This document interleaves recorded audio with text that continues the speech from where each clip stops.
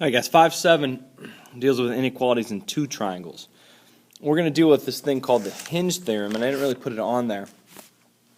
But the hinge theorem states as if the angle between the two sides is not congruent. You don't have congruent triangles, but you could say something about that third side. So if we look at problem 1, what must be true here with triangle ASK and triangle YOU? Okay? So we have this side AS congruent to YO, and we have AK congruent to OU.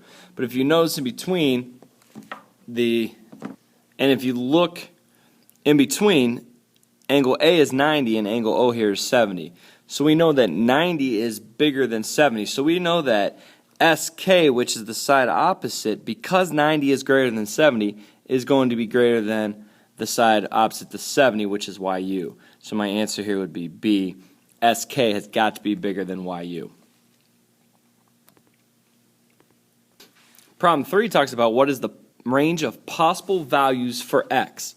So if you look in here in the triangle, angle RUS is 60 degrees right there. It's across from a side that's 15. 5x minus 20 is in this angle. It's across from a side 10.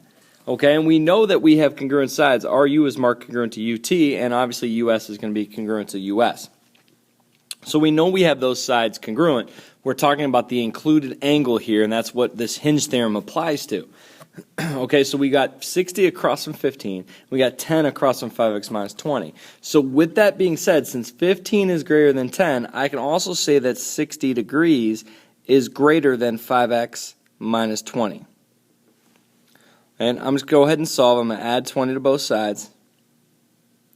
That gives me 80 is bigger than 5x.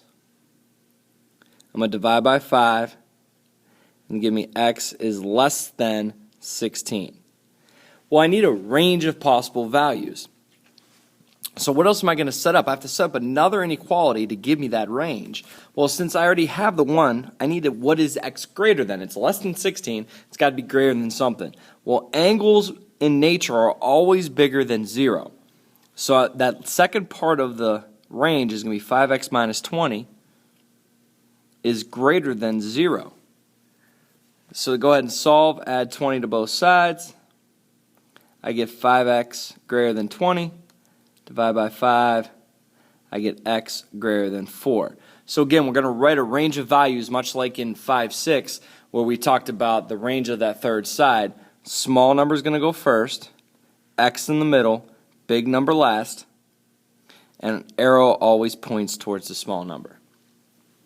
So 4 is less than x, which is less than 16. So x is somewhere between those two.